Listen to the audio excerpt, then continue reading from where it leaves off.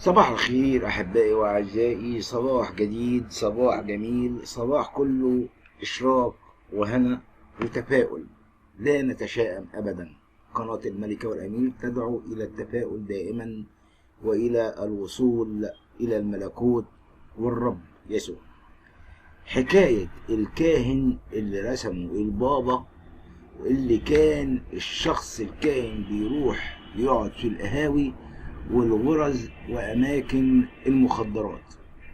من هو هذا الكاهن الذي رسمه البابا بعد ما كان بيروح القهاوي وأماكن المخدرات وقام بتحويلها لأماكن حاجة تانية؟ هنعرف ما لا تعرفه عن أبونا سمعان إبراهيم. بدأ خدمته سنة 1970 في أصعب الأحياء الفقيرة وهو حي الزبالين. بدأ خدمته مع تجار المخدرات والعرابين وسكان الغرز، ونجح بقوة الروح القدس في تغيير حياتهم. تحويل الأعشاش والغرز إلى أماكن للصلاة والصراخ والتمجيد ساعد الزبالين في تطوير حرفتهم. لم يكتفي بخدمتهم روحيا فقط، وهو يفعل ذلك الآن. بعد هذا النشاط الذي هز المنطقة بشدة، استدعاه قداسة البابا وقرر رسامته كاهنا في هذه المنطقة. وبعد زيادة عدد النفوس التي غيرت حياتهم، طلب قداسة البابا منه بناء كنيسة هناك. وبينما كان يفكر في الأمر أثناء عودته من خدمته، نشأت عاصفة قوية جدا جعلت أكياس القمامة تتطاير بعنف، وفي وسطها كانت هناك ورقة من الكتاب المقدس تقول: لدى الكثير من الناس من هذا مدينة لم تكن لديه أي إمكانيات لبناء أصغر كنيسة، ولكن الله أراد أن يبني ديرا كاملا وليس كنيسة. أول كنيسة في العالم شيدت منحوتة في الصخر. تم بناء أكبر كنيسة في الشرق الأوسط بسعة أكثر من 20,000 مصر.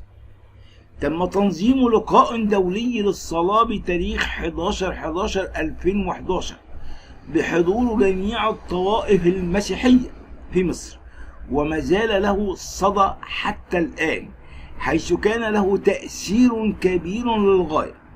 يخدم حتى الآن في المقاهي والشوارع ويخدم أصعب الحالات.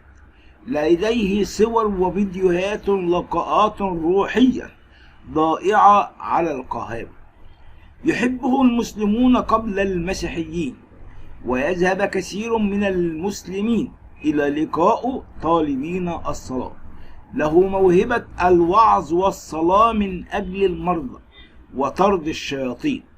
ففي كل أسبوع يذهب عدد من المصريين المسلمين والأقباط إليه في المقطم، أحد أحياء القاهرة المترامية الأطراف، وهناك يجدون طريقهم للتخلص من الجان الذين بداخلهم من قبل أبونا سمعان إبراهيم من خلال صلاوته الروحية وبقوة يسوع المسيح.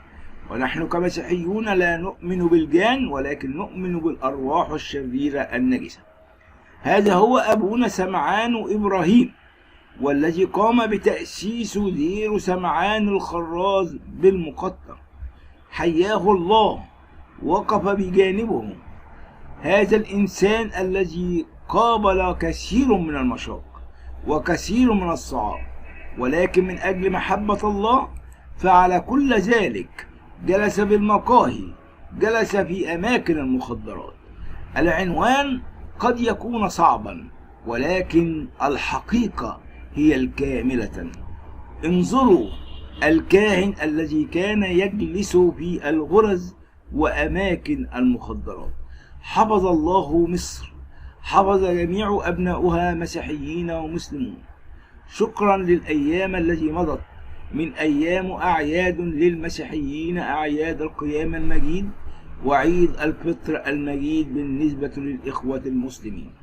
نتمنى أن يكون لدينا كل ما هو سعادة، ولكن أحب أن أوضح لكم أن ما حدث في شهر ماضي، شهر رمضان، من بعض السفهاء، مثل السيدة التي قامت بضرب الفتيات بالشبشب من أجل أنها كانت تتذكر أنهم مسيحيات، الشخص الذي لطم السيدة، الشخص الطبيب الذي حلف اليمين من أجل أنها كانت لا ترتدي حجاب، والشخص الذي قتل برصاصات كثيرة في أطراف خارج القاهرة أو أطراف حدود مصر، والشخص الذي قتل أيضا في المنيل. نحن لا نقول لا للفتنة، نقول لا للفتنة، لا للفتنة أبدا، ولكن الرئيس يسعى دائما من أجل تحقيق السلام، من أجل تحقيق الأخوة، من أجل تحقيق المواطنة. شكرا لكل أصدقائي ستيفن جورج والبطل، وكل تعليقاتكم ولايكاتكم وتشجيعاتكم المستمرة لي على عمل الفيديوهات، وأشكر كل الذين اشتركوا بالقناة وكل الذين خرجوا من القناة، أشكرهم أيضا من أجل محبة المسيح، لأنه علمنا أن نقول أحبوا بعضكم بعضا، أحبوا أعداءكم، باركوا لعينيكم، ولنا كل الحب وكل الشكر، ويا رب يحفظ مصر من كل حاجة. وانتظروا معايا باقي الفيديوهات، إن لو حبيت تستمر شاهد أيضا الفيديوهات اللي قادمة أو الفيديو التالي اللي جاي دلوقتي. ربنا معاكم، ويا رب دايما تكونوا بأحلى خير وأحلى سلام. يعني أنا إن شاء الله بإذن الله هعمل قناة تعليمية، قناة من أجل إن إحنا قناة بتبقى هتدرس فيها رياضيات للصف الخامس الابتدائي، وإن شاء الله ربنا يصنع الصالح، ويا رب تكونوا بأحلى خير وأحلى سلام، وربنا يكون معاكم ويسعدكم. وهقول لكم على اسم القناة بإذن الله في أقرب وقت وأقرب فرصة، عشان كل ولادنا يستفادوا سواء كانوا مسيحيين أو مسلمين، لأن إحنا كلنا إخوات، لينا أب واحد أبونا آدم، ولينا أم واحدة أمنا حواء. ويا رب يباركنا دايما ويكون معانا ويحفظنا من كل شر ومن كل كذب ومن كل حاجة شريرة. شكرا لكم أحبائي وأعزائي، ما تنسوش تشتركوا في قناتكم، قناة الملكة والأمير اللي بتحبكم، ومنتظر تعليقاتكم ولايكاتكم، وادعوا لي دايما بالشفاء. وشكرا لكم، وسلام الرب يكون معكم، آمين.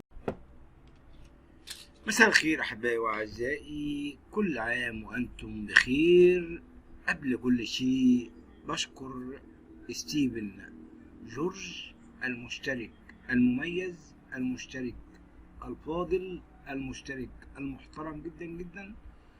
وكمان عندنا مشترك كمان اسمه البطل، من الشخصيات الجميلة والمحترمة. يعني مجموعة مشتركين أو معظمهم أو كلهم حاجات، تعليقات جميلة، تعليقات محترمة من شخصيات محترمة، وبصراحة بشكرهم على تشجيعهم ليا دايما بالكلام الإيجابي، الكلام الجميل. النهاردة عندنا مقال هنتكلم فيه أو فيديو هنتكلم فيه، وهو عاجل جدا: اقتحام واعتداءات على كنيسة ومسجد، فماذا يحدث؟ تعالوا نشوفوا ايه اللي بيحصل. اقتحامات متعددة لجيش الاحتلال الإسرائيلي شهدها المجلس الأقصى خلال شهر رمضان، مما خلف عشرات المصابين والمعتقلين، واقتحم مئات المستوطنين اليوم بإباحات المسجد الأقصى على شكل مجموعات من جهة باب المغاربة، وأدوا طقوس تمويدية ونفذوا جولات استفزازية في باحاته.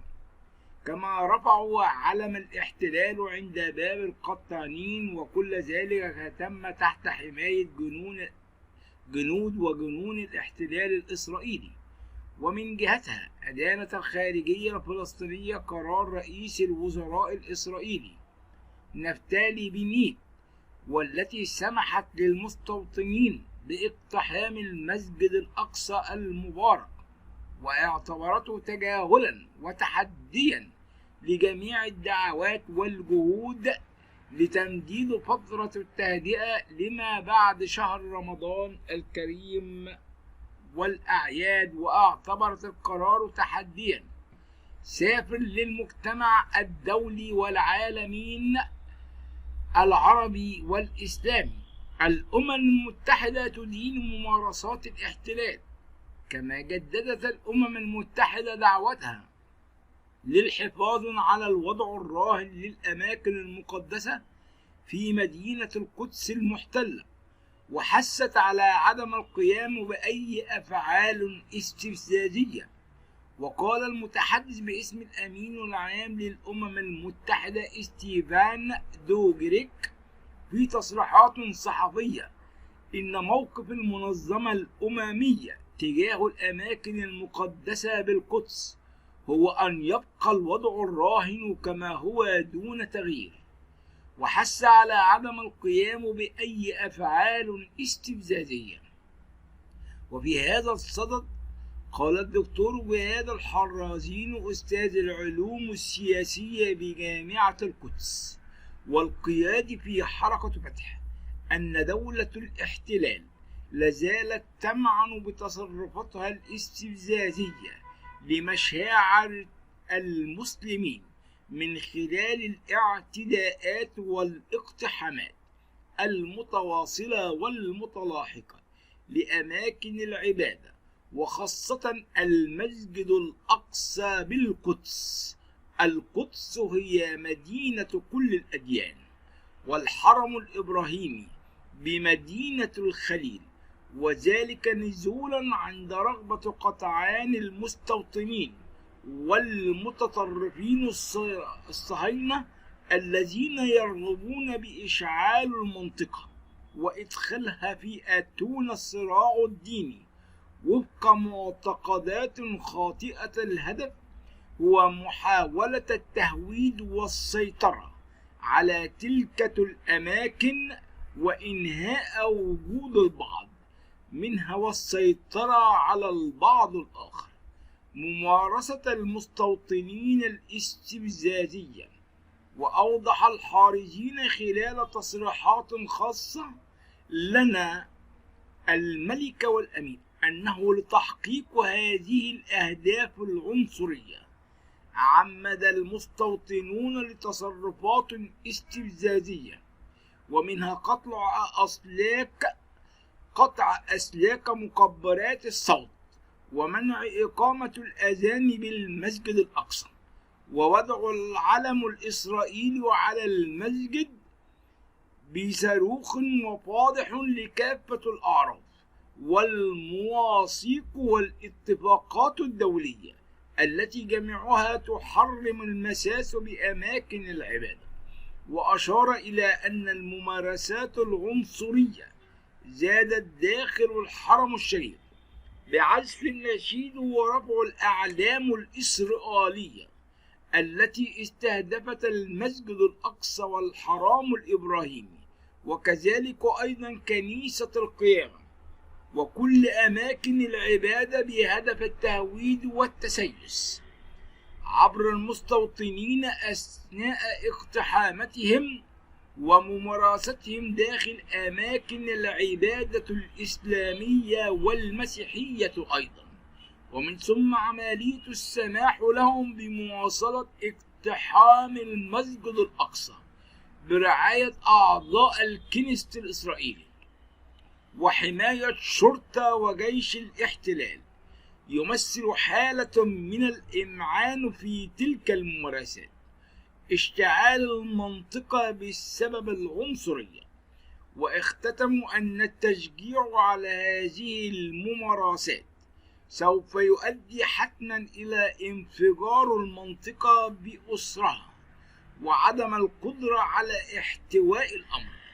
ولذلك على الحكومة الإسرائيلية أن تتحمل مسؤوليتها تجاه تلك الممارسات ومنعها، لأنه لا يمكن قبول مخطط التقسيم الزماني والمكاني للمسجد الأقصى مهما كان الثمن، لأن المسجد هو مكان إسلامي بحت ولا علاقة لهم به. وعلى المجتمع الدولي التحرك لوقف هذه الممارسات ومحاسبة دولة الاحتلال الصهيوني وعدم التعامل معها على إنها دولة فوق القانون. إن إسرائيل تعمل وتفعل أبشع الأفعال في الفلسطينيين، وتحاول دائما أن تستفز المسلمين والأقباط باقتحامها الدائم والمستمر للمسجد الأقصى وكنيسة القيامة. ولكن لنا إله عظيم، إله قوي سوف ينتصر على هؤلاء المستوطنين. نحن نؤمن بجميع الأديان، نؤمن أيضا باليهودية، التوراة، سفر العهد القديم بما يشمل التكوين والخروج وكل ما فيه، نحن نؤمن به إيمانا كاملا. ولكن اليهود لا يؤمنون بالمسيحية ولا الديانات الأخرى. أحبائي وأعزائي، أشكركم على محبتكم، ونتمنى أن تكون مصر دائما في عصر الأمان والاستمرار، وندعو من الله أن يبعد عننا الغلاء والوباء وكل شر لعين. شكرا لكم أحبائي، وأنتظر تعليقاتكم الجيدة واشتراككم بقناة الملكة والأمير.